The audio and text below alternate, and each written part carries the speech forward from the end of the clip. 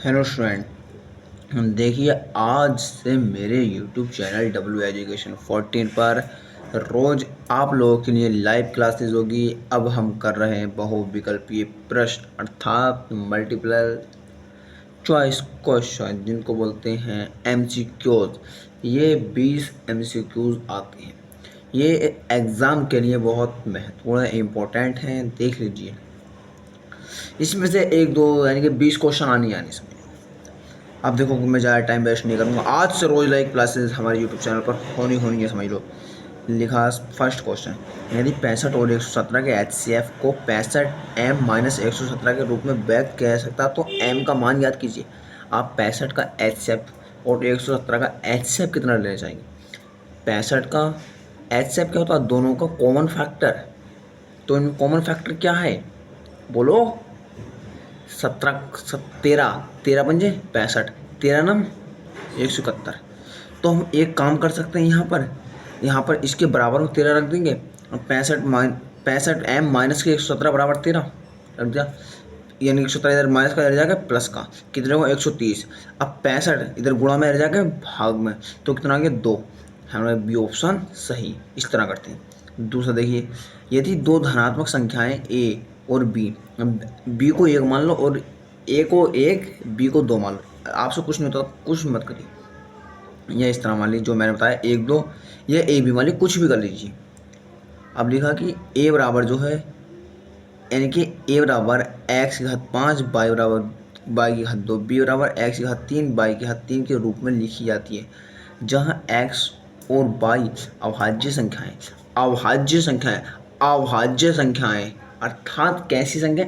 Even number नहीं sir, even number नहीं, अभाज्य, ठीक, संख्याएं दो, यानी कि x और y क्या अभाज्य संख्याएं। तो देखिए इसको आपको क्या करना, सिर्फ बहुत सरल क्वेश्चन है। आप ये चीज देखिए, ए दे रखा बी दे रखा, ये दो पद हैं। इसमें आपको क्या करना, ए बी दो रखे हैं। अब x और y अभाज्य संख्या, यानी कि अभाज्य संख्या का मतलब क्या होता है? अभाज्य संख्या का मतलब होता है ज्वाइन, अर्थात ज्वाइन से मतलब ये नहीं कि जोड़ना इनको। अभाज्य संख्याओं का मतलब है कि अभाज्य संख्या होती क्या, पहले ये समझ लो। पहले वे संख्याएं जो एक व स्वयं के अलावा अन्य संख्याओं से विभाजित नहीं हो सकती, वे अभाज्य संख्या कहलाती हैं। अब 3 है, ये क्या है? अभाज्य संख्या। 2 क्या है? अभाज्य संख्या। 5 क्या है? अभाज्य संख्या। 7 क्या है? अभाज्य संख्या। 9 अभाज्य संख्या नहीं है। इस तरह की, यानी कि x और y भी इसी तरह 1 3 है। समझ गए?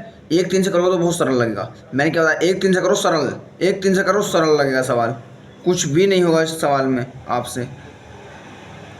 अब x और y 1 3 है और a भी क्या है? 1 2। इससे करोगे बहुत सरल लग जाएगा। ए भी मान लिया हमने। अब देखो x की पावर कितना? 5, और x का हमारा 1 गुणा बाई की पावर क्या? 2 बाई क्या हमारा 3, 1 गुणा 3 यानी कि बाई की पावर 2, तो 9 हो गया। 1 गुणा 9 हो गया। x की पावर 3, 1 गुणा बाई की पावर 3, 3 की पावर 3 यानी 27। 1 गुणा 27 बराबर 9 का और 27 का एचसीएफ लो, कितना आ गया? 9 का और 27 का एचसीएफ सर 9 आ गया। सर सी टिक कर दो, टिक कर दिया। टिक कैसे कर दिया? x की पावर 3 यानी कि 1 इसका मतलब, और बाई की पावर 2 यानी कि मतलब बी का मतलब बाई का मतलब हमारा 3 की पावर 2 कर तो 9 आ गया। 27 को एचसीएफ का इतना 9 ही होता हमारा। 27 का 9 का एचसीएफ 9 ही होता। वीडियो लाइक करना, कमेंट करना, वीडियो करना। कल कराएंगे और क्वेश्चन।